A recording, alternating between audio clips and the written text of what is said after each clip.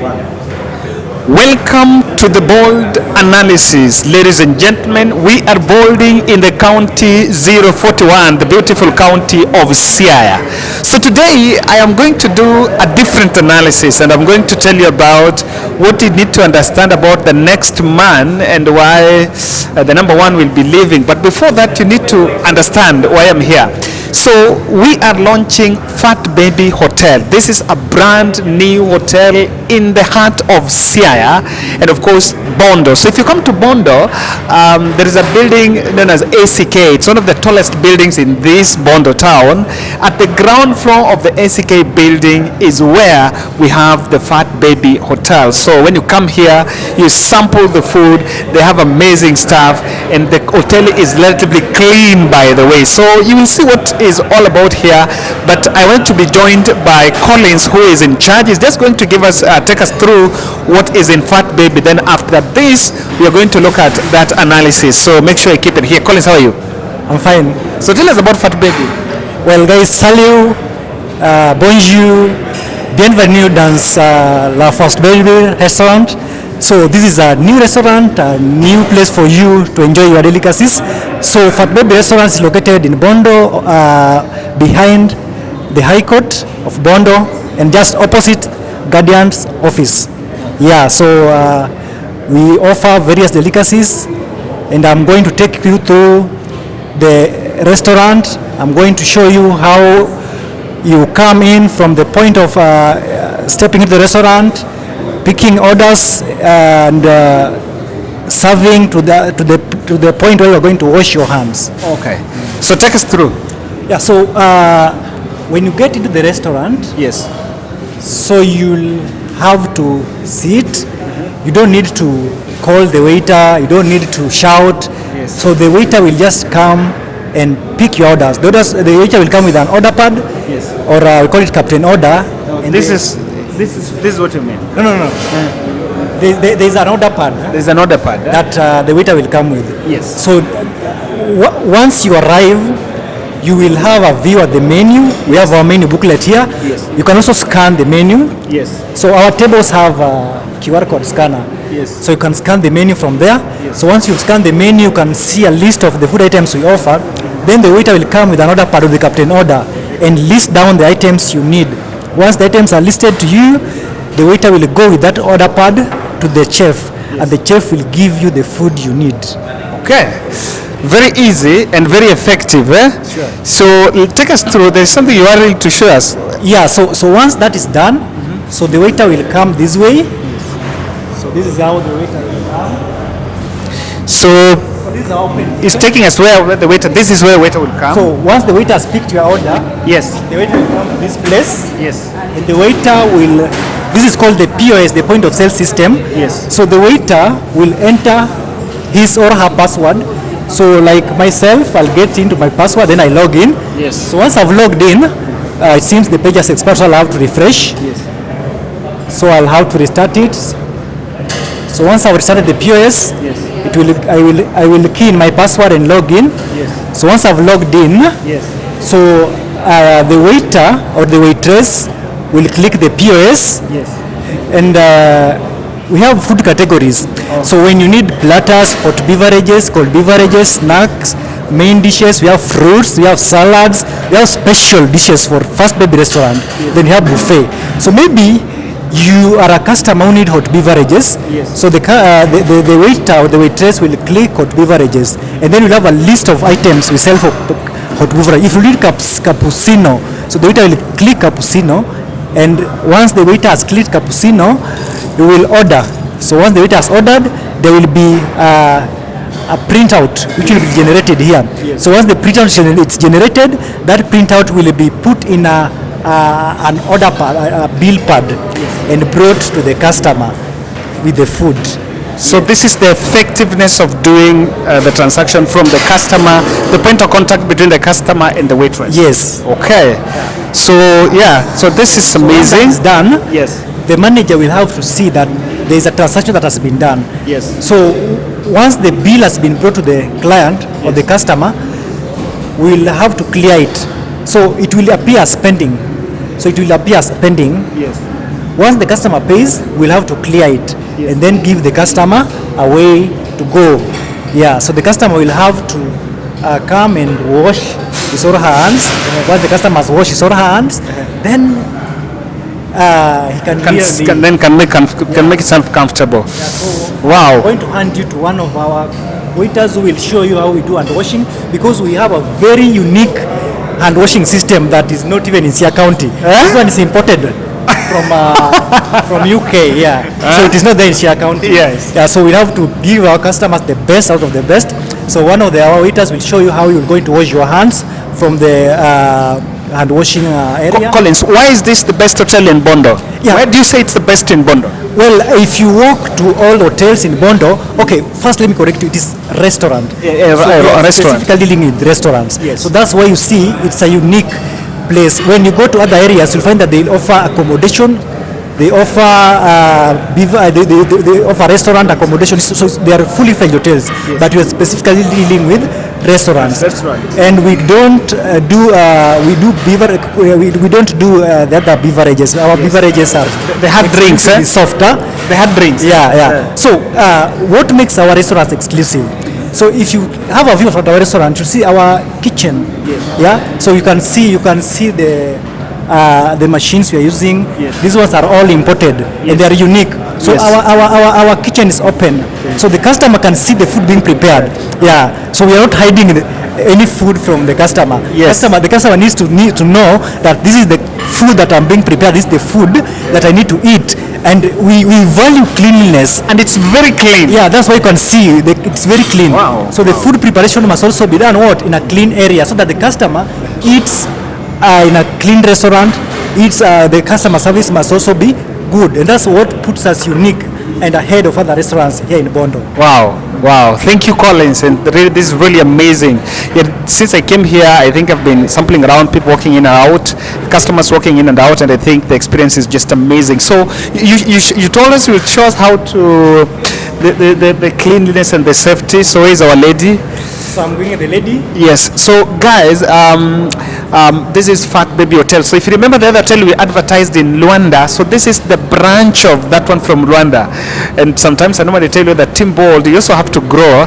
So it started with Luanda, and then it's expanding to the other side of Bondo. And this is the brand new branch. So if you're a supporter of the Bold and you come from these areas in Bondo, this is the place for you. So what's your name? My name is Ivy. Ivy Dola. Yeah. So Ivy, you're supposed to show us what you do here first. I'm a waitress. I'm a waitress. Huh? Yeah. Okay. So you're supposed to share some things about cleanliness. Okay. So this is where we wash our hands, and here specifically, there's no way you can open this tap. Yes. So you just point that way. Yes. So fast. So you avoid the contact with this one. Yeah. Just avoid the contact. It's a sensor. Just point, then the water can come out. So first I'll show you how we do it. You press this way. This is where we get our hand washing sanitizer. Yes. Then you press. You don't press. You point this way. You just point. Yeah, it's a sensor. Okay. After you wash your hands, then you come in.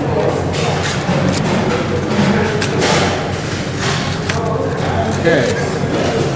That way, you push, you're done. It's that simple. This is after. It's that simple and effective. Before you eat, then maybe after. Yeah. Wow. Amazing. Guys, very unique. Huh? Yeah. How is the experience here? For the few days you've been here? I can say it's quite interesting. Yeah. I'm told, it's the joy of Bond. I've also tested the food, Very and it's just super. Kabisa. Yes, guys. So yeah, this is Fat Baby Hotel in Bondo. So that is what we were saying, that sometimes it's very important to know when you want to know the best hotel to visit. When you visit these areas of Bondo, then you consider getting to Fat Baby on the ground floor. This is located the ground floor of ACK building. So go with me down there, because I need to tell you something that I've been keeping for a while, and this is about who is going to defeat the President William Ruto. And I want us to get to that, but I'm trying to get the best shot for it so that we can have a very good experience. My director, you may tell you when we are ready. Okay, now, one of its kind, live from Fat Baby. I've been keeping this analysis for you. I've been keeping this analysis for you. And what I want us to talk about here is who can send President William Ruto home in 2027? This is a question that has been spoken about for quite some time. Murara Kebasu is traversing the country and has started his rallies. In Azimio la Umoja, things seems to be crumbling, but not so much it's stable. So I want us to do elimination. So it goes step by step on who is there. Stephen Kalonzo Musyoka is the heir to the throne in Azimio la Umoja. And out of 10 Kenyans that you speak to, if you ask them, they will agree with you that the current competitor to the president is Kalonzo Musyoka. Of course, this is attributed to the fact that he is a senior politician that has been in the corridors of politics for the last 2 decades. But not so much stand at stake. Apart from Raila Odinga, who commands a big support base in this country, Western Nyanza and the coast and Nairobi, William Ruto commands Rift Valley. The other politician that commands a voting base is Kalonzo Musyoka. So the observers are saying that if Kalonzo is on the ticket, then there is a 2 million locked in the ballot, even if elections is called tomorrow. But is that all really possible? On the other end, Stephen Kalonzo Musyoka seem not to have the financial capacity to mount a big, successful presidential campaign. And the trial in 2007 was his last stab. And the last 3 elections he contested, when supporting Raila Odinga, Raila was the man behind the wheel. So that is just one of the things that is at stake. However, he also, when Raila and Musalia backs William Ruto in 2027, then that weakens Kalonzo ticket, because Kalonzo ticket stands strong and better when 2 things happen. Either Raila says Kalonzo tosha, or Raila keeps off, or Raila decides to run. If Raila decides to run, Kalonzo stands a chance, because it's another thing I'm going to analyze. But of course, on that analysis, despite of the vote that Kalonzo can attract, but there is one variable of making sure that either Raila doesn't support Ruto or Raila doesn't support him. Now, he is also being argued as one of the politicians that lacks the sparkling ideology to mobilize the voters. If you look at Murara Kebasu, has been moving around the country and has been telling the nation that, look here, we are not standing in a good space as much as things are concerned in terms of the stall project. So Murara Kebasu has mobilized some votes around him. But Kalonzo Musyoka seem to lack that sparkling ideology to move the voters forward. But does that make him more? So we want to look at all of them. Then I shall narrow down to the best ticket according to Tim Bold that can send William Ruto home in 2027. Musalia Mudavadi is perceived as another contender. But if Mudavadi is to run in 2027, then Mudavadi has to break ranks with William Ruto. But then he's one of the most predictable politicians, and a politician that normally do not take risk. So that is a position that for him to take, he must take risk from William Ruto.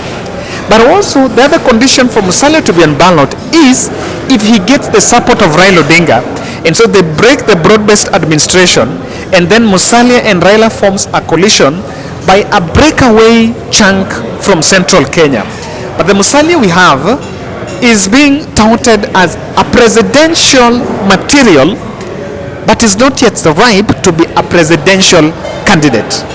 So on that end, Musalia Mudavadi stands the chance to become a second in command, despite of the fact that if Mudavadi is on ballot, Mudavadi can easily get the support of both Uhuru Kenyatta Gideon Moi, and probably Raila Odinga, because it's not so much controversial.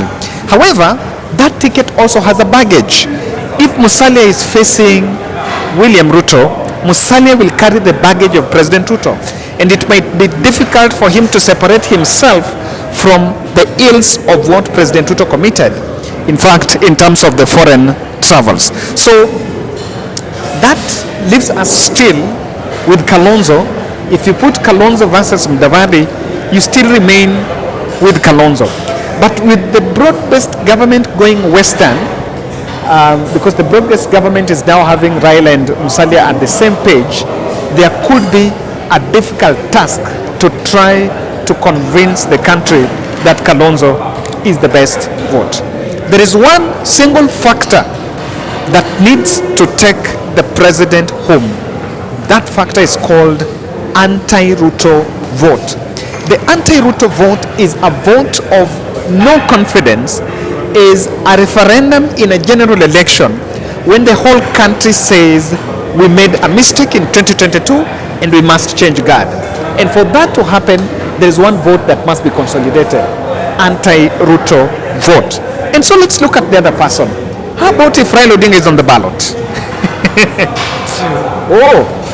Now, Raila Odinga on the ballot still remains one of the formidable tickets and one of the formidable candidates that can be perceived in the ticket. But again, it will be a scheme to split the opposition vote. Because you look at this, Kalonzo Musyoka is not going to backtrack, is not going to back down on his presidency or rather on his candidature. So a Raila ticket will not be able to consolidate the Azimio, because Azimio also still feels like his last stamp was in 2022, and it will be perceived as a spoiler vote against, a spoiler vote to elevate William Ruto to his second term. However, he has an option of keeping off either endorse Kalonzo or support William Ruto. However, if he gets the AUC, then this ticket is not available. If he goes to the African Union, that will be the exit from the local politics, and it might not be easy to make his way. And again, looking at the new political development of the broad-based administration that has elevated Raila at some point, with the cabinet picked there, Raila Odinga candidature would mean walking away from the broad-based administration. Now that walking away will still deviate and kill the standing, a strong standing of Raila Odinga. And Raila on ballot is clearly dividing the opposition side and giving William Ruto a through ride to second term. CS Matian'gi. Matian'gi is brutal. He's seen as a man who is a streamliner. He's seen as a man who can fix things when things are supposed to be fixed. Kenya is at a point when it needs the fixing, but Mr. Fix It is yet to be found. The country can find that man in Matian'gi. But there are two things with Matian'gi. The financial capability of mounting a presidential campaign is lacking. Remember, our politics is still based on money as an agent, as the currency. The currency of our politics is money. So he might not be able to mount a big presidential campaign. And also, if that ticket is to be available, then it has to be bankrolled. Now, what does that bring me to Matian'gi? Then Matian'gi can have a joint ticket. I've mentioned about Raila, Mudavadi and Kalonzo. Those are the three I believe can be on top of the ticket. If Matian'gi is on the ticket, then you can pair Matian'gi with Kalonzo. So hold that there. I don't see him on the ticket as on top of the candidate, but I can see him as a running mate with all the other. A streamliner, a sanitizer, because he brings in the brutality that the Kenya need. The other person is the Deputy President, Rigathi Camp, a campaign machinery that is out and is able to confront William Ruto head-on in Mount Kenya. And allow me to stress on something here. The Mount Kenya vote is 5 million. If one candidate can be able to consolidate the Mount Kenya vote, you only need one region, then you become the president of this country. Because if you look at what Chebukati gave Ruto was 7.1, but then let me tell you, if Kalonzo Musyoka gets 2 million locked, that when Nukambani is locked, then he gets the 5 million from Central Kenya, he's the 6th president of the Republic of Kenya. And the president, Ruto, knows that. So, Rigathi Gachagua is a spoiler candidate. He must not be on the ticket. But he's a spoiler candidate to run away with a chunk of the Mount Kenya vote. And the second thing with Rigathi, he has the financial muscle. However, he lacks the national image. And that is why I would not advise Rigathi to be a presidential candidate. I will see him as a running mate. So that when he is second to someone, you can easily convince the country. And again, he's been a deputy president. Even if he was to stick with William Ruto, he will still be a deputy president. So if you form a coalition and you still tell him to remain a deputy president, he's not lost. Because even on Ruto's side, there was no better offer than a deputy president. And again, that puts me this, that Rigathi can only be a running mate. And if Rigathi is to be a running mate, he can only be a running mate to two politicians. He can only be a running mate to Kalonzo Musyoka or a running mate to Raila Odinga. Now, if he deputizes any of the two, then Ruto is on trouble.